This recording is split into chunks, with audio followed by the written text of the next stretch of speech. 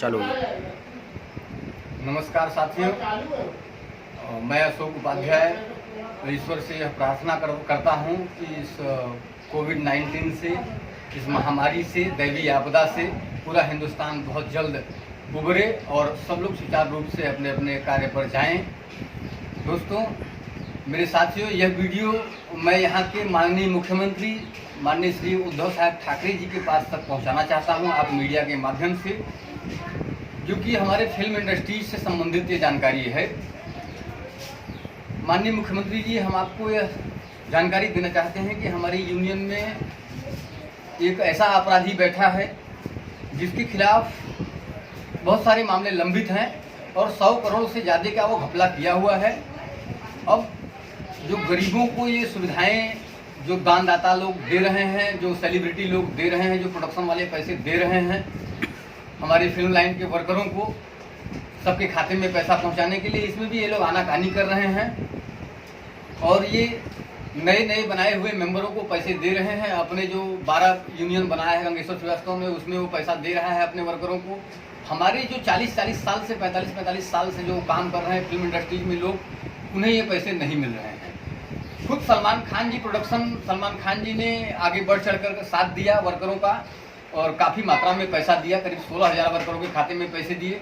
ऐसे तमाम वर्कर हैं जो सलमान खान जी की खुद फिल्मों में 50 फिल्मों में, रनिंग फिल्म में काम कर रहे हैं और उनके खाते में पैसे नहीं आए हैं, तो उनकी क्या गलती थी। और मैं एक बात और कहना चाहता हूँ, ये गंगेश्वर श्रीवास्तव जो है ये बहुत बड़ा भ्रष्टाचारी आदमी है और एक देशद्रोही है। इसके खिलाफ एक न्यायपूर्ण सीबीआई जांच करवाने का आप कष्ट करें ताकि दूध का दूध और पानी का पानी हो जाए। और आपको बताएं, इस गंगेश्वर श्रीवास्तव के खिलाफ यहाँ के एक महामहिम राज्यपाल विद्यासागर राव जी, हमारा एक प्रतिनिधि मंडल उनके पास में जाता है। हम लोग जाते हैं और विद्यासागर राव जी के पास में मिलते हैं। ये देख लीजिए, ये लेटर देख लिया जाए। शत्रुघ्न सिन्हा जी लेके गए थे, सीधर तलवार जी लेके गए थे, हम लोग गए थे विद्यासागर राव जी के पास में, उन्हें लेटर से अवगत कराए और वो सारी जानकारी से अवगत होने के बाद संबंधित ट्रेड यूनियन से सवाल जवाब करते हैं और इस मामले का निपटारा करने के लिए एक उच्च स्तरीय समिति का गठन करते हैं। लेकिन दुर्भाग्यवश 2 महीने के बाद उन राज्यपाल की बदली हो जाती है और एक नए राज्यपाल आ जाते हैं, भगत सिंह कोश्यारी जी, जिनकी देखरेख में 20 सितंबर 2019 को उस अपराधी को एक ऐसे त्रिपक्षीय समिति का सदस्य बना दिया जाता है जो फिल्म इंडस्ट्रीज के लंबित मामलों का निपटारा करेगा, जिसके खिलाफ 1 लाख से ज्यादा मामले लंबित पड़े हों, जो एक देशद्रोही हो, अवैध हथियार सप्लाई करने वाला हो, और वन विभाग की जमीन बेचने वाला हो, 45,000 वर्करों के साथ जीवन के साथ खिलवाड़ करने वाला हो, उनके 100 करोड़ से ज्यादा रुपए हड़प करने वाला हो। वो व्यक्ति क्या दूसरे का मामला सुलझाएगा? जिसके खिलाफ 1 लाख से ज्यादा मामले लंबित पड़े हैं, वो मामला क्या सुलझाएगा? हम वर्करों के पक्ष में अगर हम लोग लीगल नहीं होते तो ट्रेड यूनियन हमें आज जो फेडरेशन उसका साथ दे रही है, ये बीएन तिवारी जी जो उसका साथ दे रहे हैं, यही बीएन तिवारी जी हम लोगों को लेबर कोर्ट से केस जिताए, सिटी सिविल कोर्ट से केस जिताए, डिंडोसी इंडस्ट्रियल कोर्ट से केस जिताए, यहाँ तक कि हाई कोर्ट से केस जिताए। सुप्रीम कोर्ट का भी जजमेंट हमारे वर्करों के पक्ष में सेक्शन 26A और बी के पक्ष में आया है। ये जजमेंट का एक भी लाइन मैं अपने पास से नहीं बना सकता। ये सुप्रीम कोर्ट का जजमेंट है सेक्शन 26A और बी के तहत, जिसके तहत इसे सस्पेंड किया गया था गंगेश्वर श्रीवास्तव को। और आज ये फेडरेशन गंगेश्वर श्रीवास्तव का साथ दे रही है और भारी मात्रा में पैसे का गमन हो रहा है। 6 साल में 30 लाख रुपया पगार पाने वाला जनरल सेक्रेटरी 30 करोड़ से ज्यादा की प्रॉपर्टी का मालिक बन के बैठा है और वर्करों के साथ अन्याय कर रहा है। हमारे यूनियन का एक इतिहास रहा है महोदय, आप जानते हैं, film studio setting and allied मजदूर यूनियन जो एशिया की सबसे बड़ी ट्रेड यूनियन थी। इसका हर साल वार्षिक समारोह का 26 जनवरी को आयोजन होता था। हमारे सारे वर्कर 10 से 15,000 वर्कर, 20,000 वर्कर उस समारोह में भाग लेते थे और पूरे साल का लेखा जोखा उसमें प्रस्तुत किया जाता था। साल में कितने पैसे हमारी यूनियन में आए, कितने पैसे खर्च किए, कितने पैसे बचे, कितने पैसे का हमने बेनिफिट दिया, कितने एजुकेशन दिए, कितने मेडिकल बेनिफिट दिए, सारा बायोडाटा हर 26 जनवरी को हमारे लीडर लोग वर्करों के सामने प्रस्तुत करते थे। मगर ये व्यक्ति कंटिन्यू 4 सालों के 26 जनवरी के प्रोग्राम में इतने ज्यादा पैसे खर्च कर दिया कि अब ये 2 साल से 26 जनवरी का प्रोग्राम भी नहीं कर रहा है। और अब 18 जनवरी को अपने जन्मदिन के, जिस दिन इसका जन्मदिन है इस अपराधी का, इस कमीने का, वो वर्करों को राशन बांटता है और 500 रुपए का राशन बांटेगा तो 750 रुपया, 800 रुपया, 900 रुपया, 1,000 रुपए का बिल बना करके इसने जहां से राशन खरीदे उसका पूरा रिकॉर्ड मैं दूंगा आपको। एक पैसा भी अगर गलत साबित हो जाए तो आप जो बोलोगे वो मैं हार जाऊंगा। ये व्यक्ति बहुत बड़ा अपराधी है, इसके खिलाफ जांच किया जाए। ये 6 सालों में 30 लाख रुपया पगार पाने वाला व्यक्ति 30 करोड़ की प्रॉपर्टी का मालिक कैसे बन गया? ये वर्करों का पैसा है।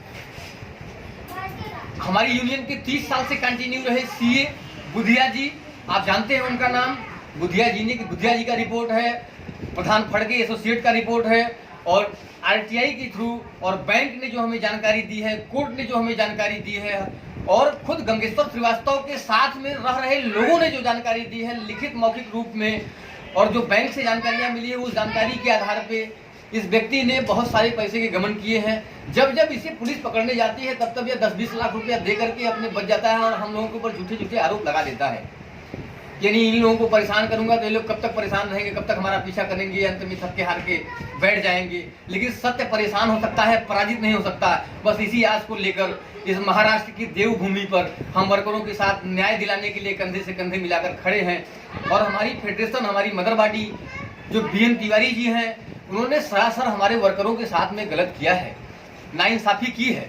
और हमें ये वीडियो अभी 2 दिन पहले हमने बीएन तिवारी जी के व्हाट्सएप पे अपना पूरा बायोडाटा दिया था, तो बीएन तिवारी जी ने हमें क्या बोला कि आप कौन सी एसोसिएशन के हो। बीएन तिवारी जी को हमने लिख के भेजा अपनी मदर बॉडी फेडरेशन के प्रेसिडेंट को कि आप महोदय, आपने हमें भूख हड़ताल पे बैठाया था 14 अगस्त 2017 से लेके 22 अगस्त 2017 तक। हाई कोर्ट का परमिशन था हमारे पास और कंडम ऑफ कोर्ट भी लगा था। कंटिन्यू 7 दिन तक एक बूंद पानी भी हमने नहीं पिया था।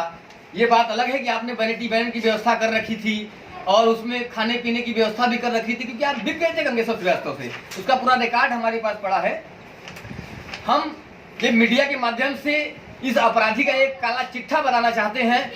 इसमें जो आरोप लगे हैं, ये आरोप धरती पे ब्रह्मा विष्णु महेश के पास में भी इसे गलत नहीं साबित कर सकते। ये धरती पे रहने वाले जानवर इंसान क्या गलत साबित करेंगे। और ये व्यक्ति, इस व्यक्ति के खूब ऊपर देख लीजिए 8वें नंबर पे Aarey colony FIR Aarey police station attach to Mumbai police. इस व्यक्ति ने आरे कॉलोनी में मुंबई पुलिस के ऊपर अटैक किया है, उसका भी FIR है। मुंबई पुलिस उसे भूल जा रही है। मैं मुंबई पुलिस से जवाब पूछना चाहता हूँ। इतने आरोप मुंबई पुलिस के पास हम लोग जब गए थे पहली बार, हमारे फेडरेशन के प्रेसिडेंट और जनरल सेक्रेटरी और विजिलेंस चेयरमैन के साथ में हमारे यूनियन के लीडर लोग जब गए, इसे जब 26 जनवरी इसे जब सस्पेंड किया गया था 24 दिसंबर 2014 को, और वर्करों के हित को ध्यान में देखते हुए हमारी फेडरेशन मदर बॉडी ने वर्करों का हित ध्यान में देखते हुए फ्रेश इलेक्शन का आदेश पारित करती है और उसकी सूचना पूरे हिंदुस्तान की फिल्म इंडस्ट्रीज को वो देती है कि 1 महीने के बाद film studio setting and allied मजदूर यूनियन का फ्रेश इलेक्शन होगा। जिसको भी खड़ा होना है वो व्यक्ति खड़ा हो सकता है। इच्छित व्यक्ति जिसकी भी इच्छा है वो फिल्म अपने यूनियन को बचाने के लिए वो चुनाव में खड़ा हो सकता है। बाकायदा court observer, Lokpal coordinator, police production, federation की स्क्रूटनी कमेटी और चुनाव आयोग और 24 ईवीएम मशीनों के द्वारा हमारा चुनाव संपन्न होता है। और उसी बीच जब ये चुनाव होने की बात आती है तो ये व्यक्ति वर्करों के व्हाट्सएप पे, वर्करों के मोबाइल पे ये गलत मैसेज डालता है कि कोई भी फेडरेशन में, जो फेडरेशन ने हमारे ऊपर जो गलत आरोप लगाए हैं उसका जवाब देने में यूनियन सक्षम है और इनकी बात का कोई भी ध्यान ना दे। और कोई भी वर्कर अगर हमारा जाता है इसमें वो करने के लिए, वोटिंग करने के लिए, तो हम उसके ऊपर एक्शन लेंगे। और ये व्यक्ति लिखता है कि हमारी यूनियन के चेयरमैन के पद पर मिथुन चक्रवर्ती जी हैं और वही रहेंगे। आप देख लीजिए 23 जनवरी 2015 को हमारा इलेक्शन होता है, चुनाव आयोग हमारा इलेक्शन करवाता है। तो 24 जनवरी से हमारे लोगों को मिथुन दादा ने जिसको सीट दी थी उसे वो कुर्सी पे बैठना चाहिए था। मगर आज का डेट याद कर लीजिए 2020 सन 2020 26 कौन सा 26 अप्रैल आ गया ना, 26 अप्रैल 2020 तक आज तक हमारे लोग वहां जा नहीं सके। कारण कि पुलिस भी मिली हुई है और पुलिस क्या करेगी, बीजेपी के लीडर लोग मिले हुए थे उससे। ये बीजेपी के कारण हुआ है, याद रखो। हम भी बीजेपी के खानदानी बीजेपी के आदमी है, लेकिन हम नफरत करते हैं बीजेपी से। हमें नहीं चाहिए ऐसा सत्ता। ये व्यक्ति आरोप लगाता है कि कोई भी व्यक्ति अगर वहां जाएगा तो हम उसके खिलाफ कार्रवाई करेंगे। और देख लीजिए इसमें क्या लिखा है, विशेष सूचना, film studio setting and allied मजदूर यूनियन के सभी मेंबरों को सूचित किया जाता है कि आपकी यूनियन को federation of western India senior employees के कुछ आर्ट डायरेक्टर के लोग जबरदस्ती गैर कानूनी ढंग से हथियाने की कोशिश कर रहे हैं। इसी काम में फेडरेशन के कुछ लोग तरह तरह के बेबुनियाद आरोप फैला रहे हैं, बिना किसी अधिकार और कानून के आपकी यूनियन का चुनाव कराने का पोस्टर लगा रहे हैं। और आप सभी मेंबरों से अनुरोध है, ऐसी किसी अफवाहों पर कोई भी ध्यान न दे। फेडरेशन के द्वारा लगाए जा रहे पोस्टर के आधार पर आप सब ऐसे किसी चुनाव में न तो वोटिंग करें ना ही कोई चुनाव लड़े। आपकी यूनियन कानून के अनुसार फेडरेशन की गैर कानूनी हरकतों का उचित जवाब देने में आपके सहयोग से पूर्णतः सक्षम है और हर उचित कानूनी कार्रवाई का जवाब दिया जा रहा है। आप अपनी यूनियन के साथ एकता का सहयोग बनाए रखें। आपका जनरल सेक्रेटरी गंगेश्वर लाल श्रीवास्तव। ये गंगेश्वर लाल श्रीवास्तव का ही था।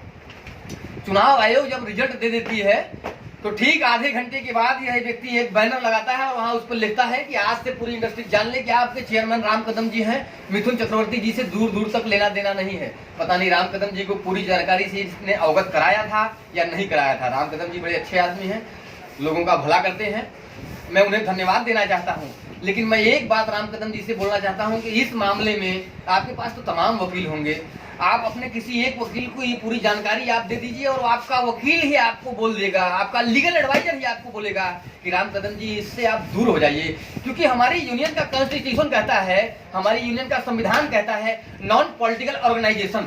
हमारी यूनियन में पॉलिटिकल लोगों का दूर दूर तक लेना देना नहीं। आप तो रूलिंग पार्टी के एमएलए हैं, आपको हमारी यूनियन का चेयरमैन बनने का पद कौन दिया? चुनाव कब कराया? 2013 से लेकर आज तक गंगेश्वर श्रीवास्तव ने चुनाव कराया ही नहीं, बगैर चुनाव कराए बैठा है। हम लोग लीगल तौर पे चुनाव करवाए, फेडरेशन ने चुनाव करवाया और आज तक हम लोगों को अंदर जाने नहीं दिया गया। फेडरेशन जब भूख हड़ताल पे बैठी थी तो ये गंगेश्वर श्रीवास्तव 500 पुलिस वालों को वहां बैठा करके फिल्म सिटी के गेट पे हम लोगों को अंदर जाने नहीं दिया, जबकि permission is guaranteed paragraph number 4 पे हमको हाई कोर्ट ने परमिशन दिया था भूख हड़ताल पे जाने का। अगर हमारे पास परमिशन नहीं होता तो हमारे ऊपर इतने बड़े कंडम आप कोर्ट लगे थे, 2600 करोड़ के मुकदमे लगे थे, वो हमें भरने होते। 26 पैसे भी हमें नहीं भरने पड़े, हम लीगल थे, तब तो हमें नहीं भरना पड़ा। ये गंगेश्वर श्रीवास्तव अपराधी है, यह चोर है, यह एक देशद्रोही है। इसका वीडियो पड़ा हुआ है महाराष्ट्र के सबसे बड़े वन विभाग में और पूना के सबसे बड़े वन विभाग में, देख लिया जाए। उसके बाद इसे एक ऐसे त्रिपक्षीय समिति का सदस्य बना दिया जा रहा है। यहाँ का राज्यपाल महोदय बना दे रहे हैं भगत सिंह कोश्यारी जी, बगैर जाने पहचाने इसे ऐसी त्रिपक्षीय समिति का सदस्य बना दे रहे हैं जो फिल्म इंडस्ट्रीज में लंबित मामलों का निपटारा करेगा। अरे ये क्या लंबित मामलों का निपटारा करेगा? हम उस मदरबाड़ी फेडरेशन से बोलते हैं कि इसने 32 यूनियन बना दी, 12 यूनियन अलग से बनाकर फेडरेशन में जोड़ दिया, खुद से अलग एक फेडरेशन बना लिया था। फेडरेशन अपने आप को टूटता हुआ देख करके गंगेश्वर श्रीवास्तव को मजबूरी में अपने पास ले लिया और वर्करों के साथ सरासर नाइंसाफी किया। और आज की डेट में देख लीजिए, आज की डेट में हमारी जो प्रोड्यूसर बॉडी है, हमारे आपके जैसी फेडरेशन के जैसी हजारों फेडरेशन चलाने की क्षमता रखती है प्रोड्यूसर बॉडी। फेडरेशन क्या समझती है प्रोड्यूसर बॉडी को? आज फ्री ट्रेड कर दिया है प्रोड्यूसर बॉडी ने, पूरे इंडस्ट्रीज को फ्री ट्रेड कर दिया है, कोई भी वर्कर काम कर सकता है। फेडरेशन की क्या औकात रह गई? फेडरेशन की औकात ही नहीं रह गई महोदय। अब गरीब लोग के बारे में, अब गरीब लोग परेशान हैं, वो जाएं तो जाएं कहाँ जाएं? किसी को पैसे नहीं मिल रहे हैं, किसी को 8,000 10,000 रुपया मिल जा रहा है तो किसी को 8 रुपए नहीं मिल रहे हैं, किसी के पास पानी पीने के लिए नहीं है, किसी के पास संडास का पैसा देने के लिए पैसा नहीं है, किसी के पास राशन नहीं है। वो अपनी मजबूरी कहें तो किससे कहें? बाहर जाते हैं तो पुलिस उनके ऊपर एक्शन लेती है। पुलिस भी क्या करेगी? एक्शन नहीं लेगी तो कोरोना फैलाएंगे ये लोग, भीड़ भाड़ करेंगे तो कोरोना फैलेगा। तो लोग, पुलिस भी अपनी जगह पे सही है, लेकिन मैं मीडिया के माध्यम से माननीय उद्धव साहब ठाकरे जी से यह विनम्र अनुरोध करना चाहता हूं कि आप इस मामले की न्यायपूर्ण सीबीआई जांच करवाकर एशिया की सबसे बड़ी जो यूनियन है, जिसमें अब तक 2013 से लेकर 2020 तक करीब 850 करोड़ रुपया वर्करों के प्रोड्यूसर के पास से पेमेंट आई, उसका 2% टीडीएस गायब है और भारी मात्रा में इसने पैसे का गमन किया है। कब कितने कितने सालों में कैसे कैसे गमन किया, पूरा रिपोर्ट है। मैं ये वीडियो में पूरा तो बायोडाटा आपको बता नहीं सकता, लेकिन मैं इतना जरूर कहूंगा कि इस अपराधी के खिलाफ एक उच्च स्तरीय जांच बैठाएं। इसने 30 करोड़ से ज्यादा की प्रॉपर्टी बनाई है और मात्र 6 सालों में बनाई है, जबकि धरती पे दूसरा कोई आवक नहीं है। इसने कोर्ट में लिख के दिया था मैं खानदानी पैसे वाला हूँ। मैं आपको बता दे रहा हूँ, इसके गांव के 1900 वोटरों में से 1795 वोटरों ने लिख के दिया है और पूर्व सरपंचों से लेकर वर्तमान सरपंचों ने लिख कर दिया है कि खानदानी दलित आदमी है। और खुद के इसके बाप का वीडियो है, गंगेश्वर श्रीवास्तव के बाप का वीडियो है कि मेरा बेटा अपराधी है, मेरा बेटा चोर है, जो भी कुछ करना है वो मेरे बेटे का करो, आप मेरे पास में मत आओ। क्योंकि मैं गया था, मेरे ऊपर इसने झूठा आरोप लगाया था, तो मैं इसके पिताजी से मिलने गया था, तब का मैं वीडियो था मेरे पास में। मैंने जबरदस्ती नहीं बनाया, इसका बाप बहुत निहायत ईमानदार आदमी है।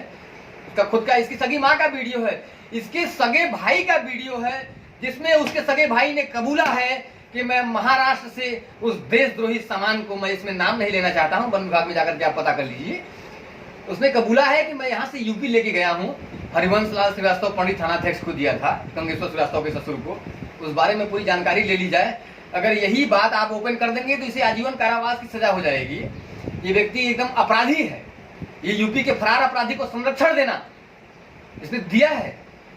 इसके पास बाहुबलियों से संबंध है। ये आदमी बाहुबलियों को लेके चलता है, गुंडई करता है और फेडरेशन के जनरल सेक्रेटरी को मरवाया उसकी बीबी के सामने, दिलीप पिटवा जी को, कमल अमरही स्टूडियो के पास में, और 500 पुलिस वालों के सामने और कम से कम 25,000 हमारी जनता के सामने 17 अगस्त 2017 को ये फिल्म सिटी के मेन गेट पे हमारे विजिलेंस चेयरमैन, फेडरेशन के विजिलेंस चेयरमैन नवीन शेट्टी जी को मरवाता है। सुषमा देवकर नाम की एक भाड़े पर खरीद कर लाई गई सस्पेंड पुलिस वाले की औरत के साथ, उस औरत से हमारी यूनियन का क्या लेना देना है। वही औरत फेडरेशन के सामने बैठ करके प्रेम सिंह ठाकुर के ऊपर उसने हमला किया और 354 बी लगाने की कोशिश की अम्बोली पुलिस स्टेशन में। हमारे पास सीसीटीवी कैमरे के फुटेज थे, इसलिए प्रेम सिंह ठाकुर बचे। फेडरेशन के जनरल सेक्रेटरी दिलीप पिटवा जी को भी मरवाया। उसी पुलिस के सामने आर्ट डायरेक्टर एसोसिएशन के प्रेसिडेंट सुकांत पाणिग्राही दादाजी को घसीट करके मारा गया और उसके गुंडे मारे। तो ये सरासर गलत है सर। ये व्यक्ति साम दाम दंड भेद यूज करके, बदमाशों को यूज करके और बाहुबलियों का ध्वंस दिखा करके, गुंडों का ध्वंस दिखा करके और 100 करोड़ रुपया चोरी किया है। जब जब पुलिस आती है उसे पकड़ने के लिए, आज तक इसे हमेशा टेबल जमानत मिलता चला आया है। इसके खिलाफ ऐसे ऐसे मामले हैं कि जिंदगी भर, पूरी जिंदगी जेल में रहेगा। 100 से ज्यादा छोटी बड़ी चोरियां की है। मेरे सामने कोई आदमी ऐसा आवे जो मुझे लेके चले और मैं सब कुछ सामने बताऊंगा कि यहाँ इसने इतनी चोरी की है, इसने इतने पैसे बनाए हैं, इतनी प्रॉपर्टी बनाई है, इसके साथ में गलत किया है।